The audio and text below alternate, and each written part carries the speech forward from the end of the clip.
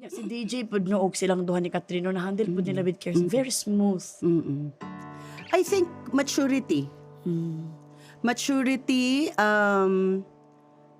humility, The pagpapakumbaba, best, the best, the best, the best. at pagtanggap, diba? Acceptance, oo. Acceptance.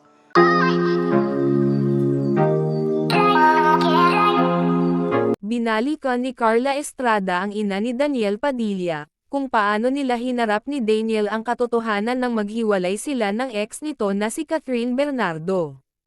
Sa naging panayam nito kay Milay Cantiveros, ay naitanong ni Milay Cantiveros, kung paano nila na-handle ang mga panahon na iyon. Sabi ni Carla, umiyak si Daniel sa kanya dahil hindi alam kung ano ang gagawin nito, dahil for almost 11 years ay nakasama niya si Catherine Bernardo. Ang tanging sinabi lang ni Carla kay Daniel, ay ang manahimik sa kanilang hiwalayan, at maging mapakumbaba sa anumang oras at paghihintay ng tamang oras para maging okay ang lahat, at respetuhin ang desisyon ni Catherine, at sinabi din ni Carla kay Daniel na wala sa kanya ang desisyon kundi nasa kanila ni Catherine.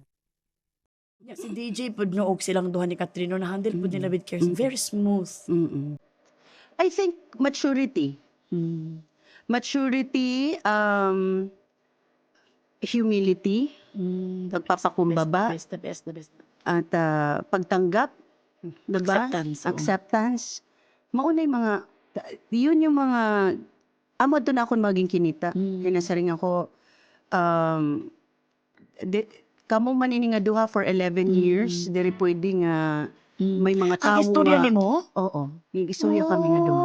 Iya man ako gintawag, tas nagyakan niya ako nga amoy nit sitwasyon. Oy, Akon iya una nga ginyaknan, diba? So, nagsa ko, sige anak, I said, nangyayari talaga to, amoy nit may hitabo, and tayo, lalabas tayo na with all humility, acceptance, and of course, kailangan natin ng silence. Kay diri ini pwede, circus ini, maaringasa ini duruduruhan, grabe. mariribok gudit kalibutan. So diri kita pwede sumakay. Kita nga pamilya, diri kita magyayakan, waray kita iyayakan, and respeto ini kan, respeto? Respeto kay Bisaya man kay. Respeto ini kan Catherine nga nan iya family nga diri kita makikiguan, waray kita iyayakan, diba? Ngan at the end of the day, ikaw man ini nga ni Catherine, ang nagsabot, ang nagkaupod, o nagkaupod, nagsugod for how many years? So, kamula, it pwede good nga nga magkakaistorya, diba? Kumbaga, kung ako mayakan, bagan lagya pa ko yung pakialamera.